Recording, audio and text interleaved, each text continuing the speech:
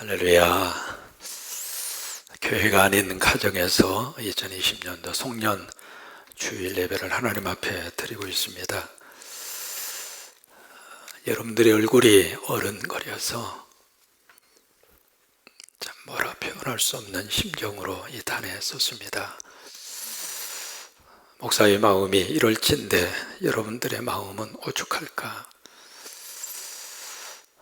성도 가운데 몇 분이 본당에 못 들을 줄 알면서도 아버지 집에 오셔서 다시 집으로 돌아가셔야 한다고 하는 말씀을 드리고 돌아가는 그 모습을 볼 때 너무너무 괴로웠습니다. 하나님께서도 우리의 이런 예배의 상황과 형편을 알고 계시리라고 믿고 또 가정 안에 여러분들의 예배하는 현장마다 성령님이 꼭 함께 하셔서 어느 때보다도 큰 은혜를 베풀어 주시기를 바라고 또 이렇게 함께 예배하면서 우리 가정이 얼마나 소중한가, 우리 가정의 식구들이 얼마나 귀한가 다시 한번 느끼면서 어느 곳에서 예배드리든 하나님이 여러분들의 예배를 받으시고 동일한 은혜와 축복을 부어 주실 줄로 믿습니다. 오늘 한 해를 여러분 애쓰셨고 수고하셨고 또 잘 살아 오셨습니다. 가족의 식구들 보시면서 이렇게 한번 축복 한번 해주세요. 감사합니다. 네, 고맙습니다. 네, 사랑합니다. 마지막으로 행복합니다. 네. 오늘 송년주일에 하나님 우리에게 주신 말씀의 본문이 바로 여호수아라고 하는 성경입니다. 우리 여호수아 성경 2절에 우리에게 주신 말씀이 바로 모세의 오경 토라라고 그렇게 말씀을 하고 있죠. 창세기에서 레위기, 민수기, 신명기까지 5권의 성경을 가리켜서 히브리 말로 토라 그렇게 말씀을 합니다. 이 토라가 가지고 있는 말씀의 내용은 크게 3가지로 구별을 할 수 있습니다. 첫째는 하나님이 누구신가, 두 번째 인간이 누구인가, 세 번째로 그 하나님을 믿고 인간이 어떻게 살아야 할 것인가, 그 내용을 담고 있는 것이 모세의 오경 토라입니다. 결국 이 토라를 통해서 하나님이 뭘 주셨는가, 율법이라고 하는 말씀, 하나님께서 이제 말씀을 토라를 통해서 우리에게 주신 것이죠. 그 다음에 여호수아라고 하는 이 성경은 바로 무슨 성경이냐면 역사서입니다. 구약 성경 속에 역사서가 12권이 있습니다. 첫째가 여호수아, 그 다음에 사사기, 룻기, 사무엘상하, 열왕기상하, 역대상하, 에스라, 느헤미야, 마지막이 에스더. 이 12권의 성경을 우리가 역사서라고 하는 말씀으로 묶을 수 있는데 이 역사서가 가지고 있는 주제의 말씀은 2가지예요. 첫째로 이 역사의 주관자는 하나님이시다. 우리 가정의 주관자도 하나님이시고 우리 민족의 주권자도 하나님이시고 이 전 세계 모든 주권자는 하나님이세요. 그것을 선포하고 있는 것이 바로 이 역사서라고 하는 성경이고, 두 번째는 이 토라에서 주신 이 율법과 말씀이 있잖아요. 이 말씀을 믿는 믿음의 사람들이 역사의 삶의 현장에서 그 믿음대로 살아낸 이야기, 그게 이제 역사서입니다. 성경은 바로 역사서라고 하는 이 뼈대를 중심으로 성경의 말씀을 우리가 읽어야 성경 말씀이 함께 맥이 통하고 그리고 풀어지게 됩니다. 그래서 이 여호수아라는 역사서도 마찬가지거든요. 그래서 이제 역사서를 우리에게 주셨는데 결국 이 토라를 통해서 말씀을 주셨고 이 역사서를 통해서는 바로 삶에 대한 이야기입니다. 이 2가지 것이 항상 같이 짝을 이루고 함께 그렇게 말씀이 진행이 되는데 말씀을 통해서 우리 은혜를 받잖아요. 말씀을 통해서 우리가 삶의 교훈을 받고요. 말씀을 통해서 하나님의 음성을 듣잖아요. 들은 다음에 그 말씀을 그냥 잊어버리는 것이 아니라 내 삶의 구체적인 현장에서 적용하는 거예요. 그것이 바로 역사서가 가지고 있는 주제입니다. 근데 우리가 여호수아를 보면서 2가지 꼭 기억을 해야 할 내용이 있습니다. 첫째로 여호수아라고 하는 이 성경은 정복의 책이 아니라 바로 순종의 책입니다. 우리가 흔히 생각하면 여호수아를 통해서 가나안 땅에 들어가서 거기에 7 족속을 다 몰아내고 그리고 그 땅에다가 이스라엘 백성들이 차지해서 거기서 바로 하나님의 나라를 건설했다, 그렇게 생각할 수 있습니다만은 사실은 여호수아라는 성경은 정복이 아닙니다. 힘 있는 자가 힘 없는 자를 가서 누르고 빼앗는, 땅 빼앗아 뺏는 그런 어떤 정복의 그 스토리가 아니라 여호수아는 철저하게 말씀에 대한 순종입니다. 하나님의 말씀 앞에 순종했을 때 하나님이 어떤 은혜를 주시는가, 말씀을 붙잡고 순종할 때 하나님이 어떻게 역사를 하시는가, 그것을 보여주고 있는 성경이 바로 여호수아서라고 하는 성경입니다. 그 다음에 두 번째, 이 여호수아를 읽으면서 우리가 바로 여호수아라고 하는 사람이 주인공처럼 생각합니다마는 여호수아가 주인공이 아니라 누가 주인공이냐면 하나님이 주인공이십니다. 사실은 여호수아라고 하는 이름으로 처음으로 성경에 기록된 것이 여호수아입니다. 그 앞에 모세의 오경은 개인 이름이 들어가 있지 않습니다. 창세기, 출애굽기, 레위기, 신명기 개인 이름이 없잖아요. 근데 여호수아라고 하는 것은 개인의 이름이 들어가 있어요. 근데 개인의 이름으로 책이 제목이 지어지다 보니까 마치 그 성경의 주인공이 여호수아인 것처럼 착각할 수 있습니다만은 그게 아닙니다. 하나님이십니다. 여호수아 속에 누가 역사하셨는가? 하나님이 역사하셨어요. 그래서 성경을 우리가 읽어갈 때 인물 중심으로 성경을 읽으면 많은 부분에 있어서 우리가 곡해합니다. 아브라함이 주인공이 아니고요, 모세가 주인공이 아니고, 다윗이 주인공이 아니고, 솔로몬이 주인공이 아니고, 바울이 주인공이 아니고, 그 모든 것을 들어 쓰시고 있는 하나님이 주인공이에요. 우리가 한 해를 살리고 우리가 송년주의를 지키고 있습니다만은 이 송년주의를 지키면서 빌립보서 2장 13절의 말씀, 우리가 꼭 마음속에 기억을 해야 할 말씀인데요, 빌립보서 2장 13절에 보시면 너희 안에서 행하시는 일은 누구냐면 하나님이시라 그랬어요. 그러니까 내 안에서 지금 누가 일을 하고 계시는가? 하나님이 일을 하고 계세요. 내 힘으로 열심히 노력하고 내가 땀 흘리고 내가 수고하고 그렇게 해서 우리가 한 해를 살아온 것처럼 생각하기 쉽습니다만은 그게 아닙니다. 내 안에서 누가 일을 해주셨는가? 하나님 일을 해주셨어요. 우리 가정에서 하나님이 일을 해주셨고, 내가 먹고 사는 그 문제에 있어서도 하나님이 일을 해주셨고, 우리 자녀들 속에 하나님이 일을 해주셨고, 우리 교회 안에 하나님이 일을 해주셨고, 아멘 할 때까지 계속할 거예요.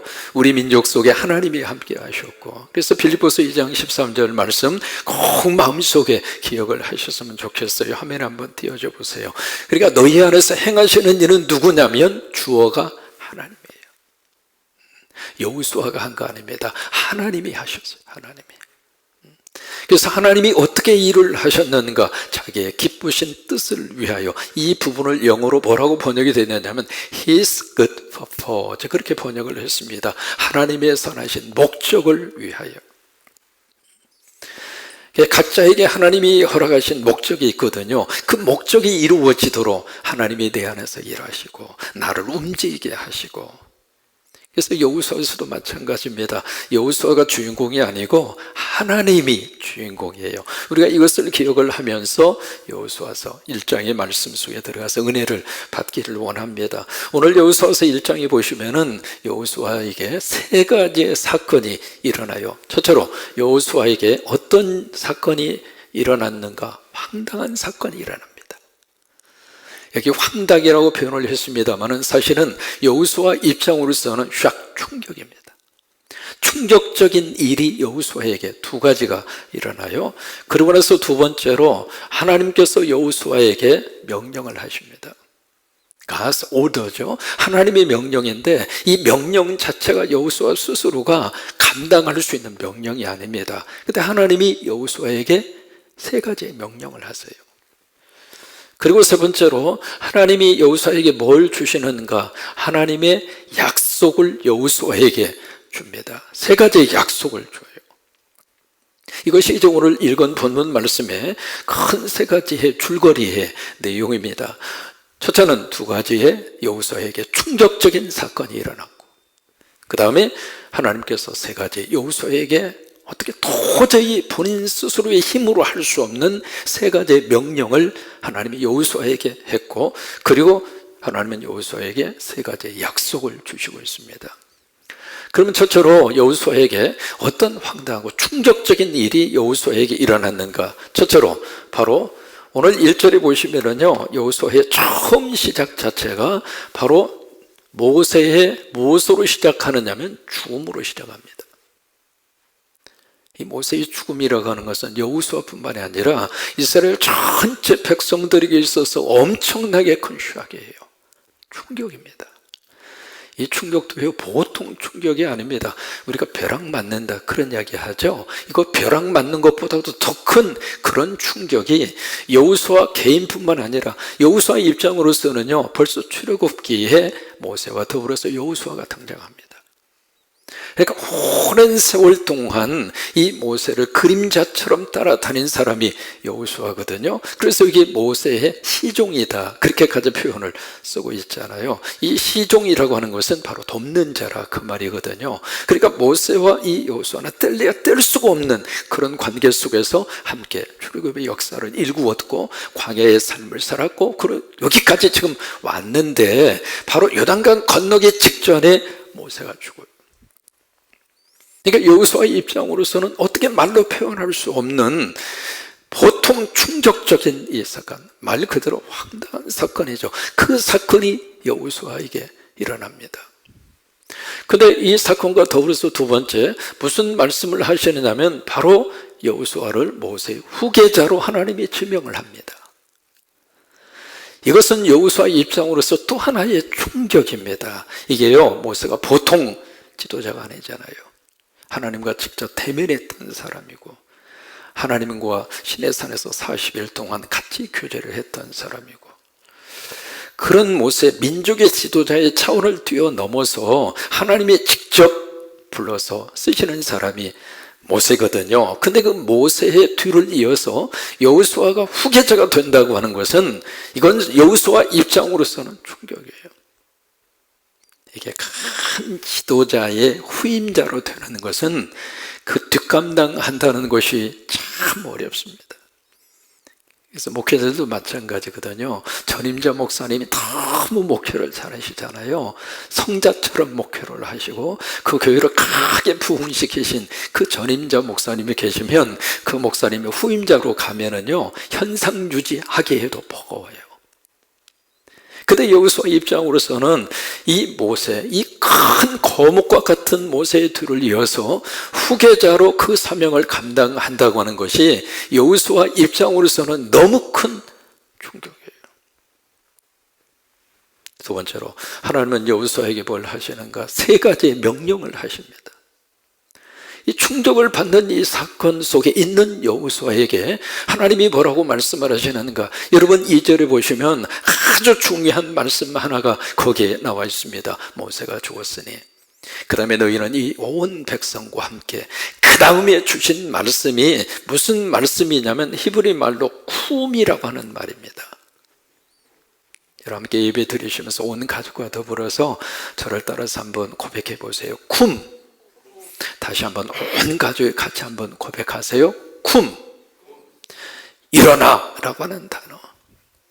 그러면서 이제 세 가지의 명령을 주시는데 첫 번째 명령이 바로 뭐냐면 온 백성과 함께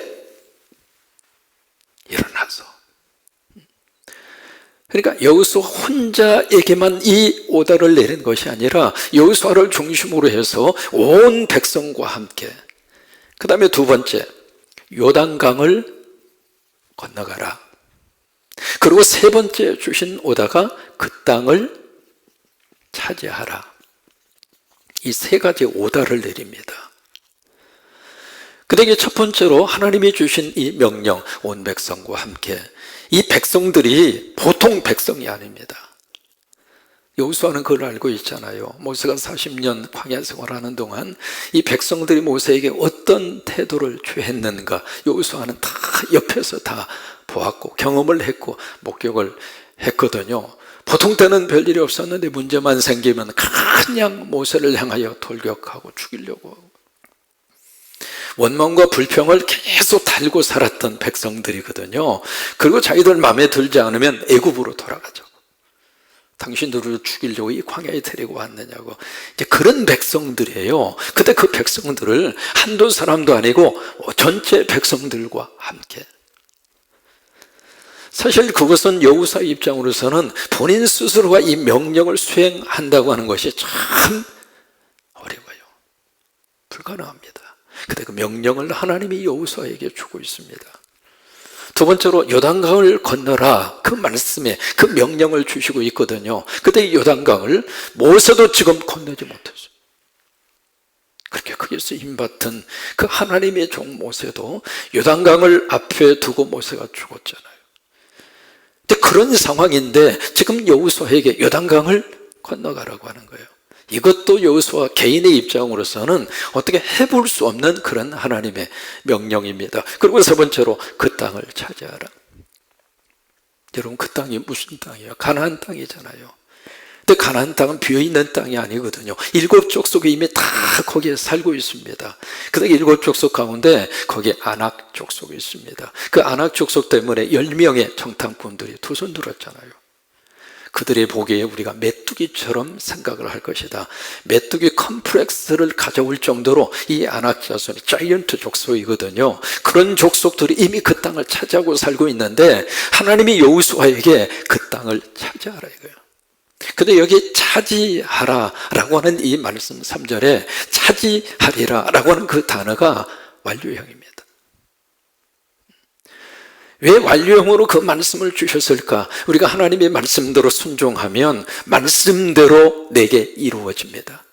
여러분, 아멘 한번 해보세요. 하나님의 말씀대로 믿고 우리가 일어서서 순종하면 하나님의 말씀대로 내 속에서 구체적으로 사건으로 이루어집니다. 그래서 차지하리라, 완료형으로 그렇게 말씀을 주신 거예요. 우리가 송구영신 예배가 되면 온 가족이 기도 제목을 써서 우리 하나님의 제단 앞에 바치잖아요. 이번에 송구영신 예배 온라인으로 하기 때문에 직접 우리가 바치기가 어려워요. 그래서 어제 우리 지역장님, 구역장님들 통해서 여러분 가정에 기도 카드가 쭉 나갈 수 있도록 그렇게 지금 부탁을 드렸습니다. 여러분 기도 카드를 받으시고 가족이 같이 모여 앉아서 기도 제목을 좀 같이 상의를 좀 하세요. 혼자서 기억나는 대로 기도 제목 쓰시지 마시고 자녀들에게도 물어보세요. 너 새해 무슨 소원 있어? 무슨 기도 제목 있어? 그래서 자녀들의 기도 제목도 거기다 넣으시고 아빠의 기도 제목도 넣고 엄마의 기도 제목도 넣으시고 손주의 기도 제목도 넣으시고 할아버지 할머니의 기도 제목도 넣으시고 그 다음에 기도 제목을 쭉 쓰신 다음에 그 다음에 제단 앞에 드리기 전에 온 가족이 그 기도 제목을 놓고 같이 한번 기도하시고 우리가 기도할 때 마가복음 11장 24절 예수님이 우리에게 주신 말씀이 있거든요. 그 말씀에 보시면은 그러므로 내가 너희에게 말하노니 그렇게 말씀을 주십니다. 무엇이든지 기도하고 구하는 것은 받은 줄로 믿어라. 이게 미래형이 아닙니다. 완료형입니다. 왜 받은 줄로 믿어라 그렇게 말씀을 하실까? 우리가 말씀대로 순종하면 말씀대로 이루어집니다. 이게 하나님이 주시는 말씀의 권능과 역사입니다. 그러니까 우리가 기도하죠. 우리가 믿음으로 기도하면 이미 그 기도가 내 속에서 하나님의 섭리와 뜻 가운데 응답돼요. 그래서 받은 줄로 믿어라.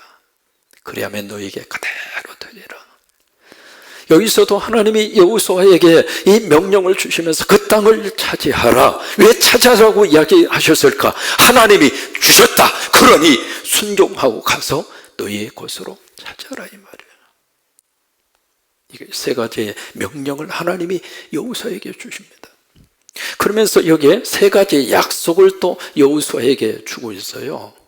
세 가지의 약속을 주고 있는데 여기 보시면 첫 번째 약속이 바로 무엇인가? 바로 여기 하나님이 구체적으로 그 땅을 차지하라. 그리고 그들에게 쭉 주신 땅에 대한 내용을 설명을 하고 있습니다. 4절에 보시면은 그들에게 뭘 주셨는가? 광야를 주죠. 이미 주셨다 이 말이에요. 그 다음에 두 번째로 무슨 약속의 말씀을 하시고 있는가? 앞으로 너를 대적할 자가 하나도 없으리라. 그리고 세 번째로 주신 약속이 바로 뭔가? 강하고 담대하라. 이게 이제 하나님이 주신 약속입니다. 근데 이 약속과 더불어서 이 약속이 이루어질 수 있도록 하나님이 무슨 약속을 그들의 여호수아에게 주고 있는가? 임마누엘입니다. 내가 너와 함께 할 것이다. 그래서 이 함께한다고는 단어가 3번 나옵니다. 내가 너와 함께한다. 내가 너와 함께한다. 내가 너를 버리지도 않고 내가 너를 떠나지도 않는다. 오늘 이 송군 영신 예배를 드리면서 우리 가정 안에 이 하나님의 약속대로 그대로 이루어지시기를 주의 이름으로 축원합니다. 자, 보세요. 광야를 주셨는데 여호수아의 입장으로서는 광야, 사실 머릿속에 광야에 대한 이미지가 별로 안 좋아요. 너무 고생을 많이 했어요. 40년 살면서 모세와 더불어서 여호수아 입장으로서는 이 광야는 꿈에도 생각하기 싫을 정도의 현장이 광야입니다. 근데 하나님은 광야를 주세요. 오늘 우리 삶의 자리가 지금 광야 같잖아요. 언제까지 우리가 마스크를 써야 할까? 아버지 집에 오고 싶은데 이렇게 제재를 받아야 할 정도로 다 우리가 지금 방역을 위해서, 서로를 위해서 지금 이렇게 하고 있습니다만은 우리 삶의 마음속에 이 영혼과 우리 생각 속에 어떻게 생각하면 이 여호수아가 머릿속에 끔찍하게 싫을 정도로 생각하는 광야처럼 우리 삶의 자리가 그래요. 그런데 하나님은 광야를 주셨어요. 광야가 힘들기는 했어도 광야를 통해서 이스라엘 백성들이 받은 은혜가 커요. 광야 속에서 하나님 만나게 됐고, 광야를 걸으면서 기적을 체험하게 됐고, 광야를 통해서 매일매일 하나님의 은혜를 체험하고 살았어요. 이런 광야가 힘이 들지만은 이 광야를 통해서 우리는 살아계신 하나님을 만나요. 광야가 고독하고 광야가 외롭기도 하고 광야가 우리의 가슴 속에 상처로 남기도 하지만 이 광야 때문에 더 믿음의 영성이 깊어져. 다음에 우리가 함께 드려서 예배할 때는 얼마나 감격스러울까 그 생각하잖아요. 그래서 이제 광야를 그들에게 주셨고 그 다음에 너를 대적할 자가 없으리라 그렇게 하나님이 약속을 하셨어요. 이 약속대로 여호수아를 쭉 읽어보면은요, 모세가 그 이스라엘의 민족의 지도자가 돼서 그 백성들을 이끌고 갈 때에는 참 대적하는 사람이 그렇게 많았어요. 그런데 여호수아를 읽어보시면은요, 여호수아 속에서는 여호수아를 대적하는 사람이 한 사람도 없어. 전부 다 여호수아를 중심으로 하나가 돼서 순종하면서 요단을 건넜고, 그리고 이스라엘 땅을 점령했고. 왜요? 이 하나님의 약속 때문에 그렇습니다. 여러분, 하나님이 여러분 가운데 함께 하셔서 마귀와 사탄에 대적하지 못할 줄로 믿습니다. 악한 영이 여러분들을 대적하지 못할 줄로 믿습니다. 우리 가정, 우리 자녀들 하나님이 함께 하셔서 모든 대적으로부터 다 막아주시고, 하나님의 약속입니다. 세 번째로 주신 약속이 강하고 담대하라. 이 약속을 주시는데 이 약속의 말씀이 3번 반복해서 말씀을 하시고 있거든요. 강하고 담대하라. 그 다음에 8절에 보시면 강하고 담대하라. 9절에 보시면 강하고 담대하라. 한 번 알고 3번씩이나 여호수아에게 강하고 담대하라 이 말씀을 주시는데, 이 강하고 담대한 근거가 어디에 있는가? 임마누엘입니다. 하나님이 함께 할 거니까. 여러분, 자녀들은요, 부모님만 딱 보면, 부모님만 옆에 있으면 아주 강합니다. 아주 무서울 것이 없습니다. 여러분 그러잖아요. 아이들이 어린 아이일수록 부모님만 있으면 만사가 다 오케이요. 왜 그럴까요? 그들 속에 이미 강하고 담대함이 생긴 거예요. 이게 암 환자들이 투병 생활할 때 약을 통해서도 많은 도움을 받고 암으로부터 치유를 받을 수 있습니다만은, 암 환자들에게 있어서 투병 생활의 가장 중요한 것은 약과 더불어서 본인 스스로의 의지와 그리고 태도입니다. 아무리 좋은 약이 투여가 된다 하더라도 본인 스스로가 의지적으로 이미 꺾여버리잖아요. 본인 스스로가 살려고 하는 마음이 다 사라져버리면 약도 그에게 효과가 될 수 없어요. 지금 여호수아에게 하나님은 이 말씀을 주시는 거예요. 내가 너와 함께 할 것이다. 그러니 강하고 담대하라. 한 해를 하나님과 함께 하셔서 살았고, 새해에도 하나님이 여러분과 함께 하세요. 그 하나님을 꼭 붙잡고 하나님을 의지하고, 환경보다 더 중요한 것은 누가 나와 함께 하느냐. 다니엘의 세 친구 서들어가면서 그 아벤노고 기억하잖아요. 풀무불소 그 환경, 그 처지 어떻게 표현할 수 없을 정도로 최악의 상황이죠. 근데 거기에 하나님이 함께 하셨어요. 다니엘 굶주린 사자굴 속에 던져졌잖아요. 최악의 상황이죠. 그 어떻게 표현할 수 없는 상황이잖아요. 근데 그 상황 속에 하나님이 함께 하셨어요. 그러니까 사자굴 속에서 다니엘이 은혜를 받은 거예요. 하나님이 함께 하십니다. 여러분, 강하고 담대하게 새해를 맞이하시고 또 그렇게 미래를 마음에 꿈꾸는 우리 성광의 모든 식구들이 되시기를 주의 이름으로 축원합니다. 자, 정리합니다. 여기 여호수아는 지금 충격적인 두 가지의 소식. 첫째는 모세가 죽었고, 여러분, 이 땅에 아무리 위대한 지도자라 하더라도 영원한 인간은 아무도 없어요. 다 갈 수밖에 없어요. 근데 그것이 여호수아에게 있어서는 너무 큰 충격이었어요. 너무 큰 충격이었고, 또 하나, 그 충격 속에 있는데 그가 모세의 후계자로 지명을 받은 거예요.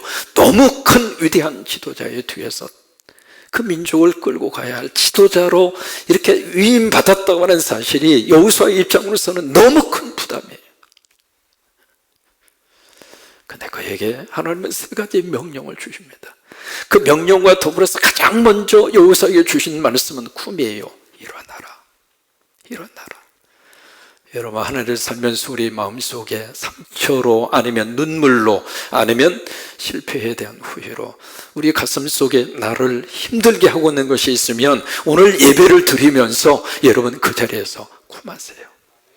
일어나세요. 하나님이 말씀하십니다. 일어나라, 일어나라. 여러분, 모세가 죽었다고 그래서 모든 게 다 끝났는가? 그렇지 않아요. 하나님이 계세요. 그러니까 모세가 죽었다고 해서 모든 것들이 다 이제는 숲으로 돌아갔는가? 안 그래요. 하나님이 계세요. 하나님은 살아계세요. 그러니까 꿈하라 그 말이죠. 일어나라 그 말이에요. 그러면서 온 백성과 더불어서, 사실 함께하기 힘든 백성들이지만 그들과 더불어서 요단을 건너가고 그 땅을 차지하라. 그래서 하나님이 광야를 주시고 너를 대적할 자가 없게 할 것이고, 그리고 강하고 담대하라. 왜? 내가 너와 함께 하기 때문이다. 영국 사람들이 가장 사랑하고 존경하는 정치인이 누구냐면 윈스턴 처칠이라고 하는 분입니다. BBC 방송에서 영국 사람들 대상으로 설문조사를 했습니다. 가장 존경하는 사람이 누굽니까? 여러분, 영국 하면 위대한 사람들 많이 배출했잖아요. 셰익스피어로부터 시작을 해서. 그런데 가장 1등으로 꼽히는 사람이 누구냐면 바로 저 윈스턴 처칠입니다. 저분은 1차 대전, 그 다음에 2차 대전을 온몸으로 치른 사람이죠. 세계 제2차 대전 때 영국의 총리를 2번 한 분입니다. 저분이 참 유머 감각이 뛰어나고, 또 하나, 저 윈스턴 처칠이 노벨 문학상까지 받았습니다.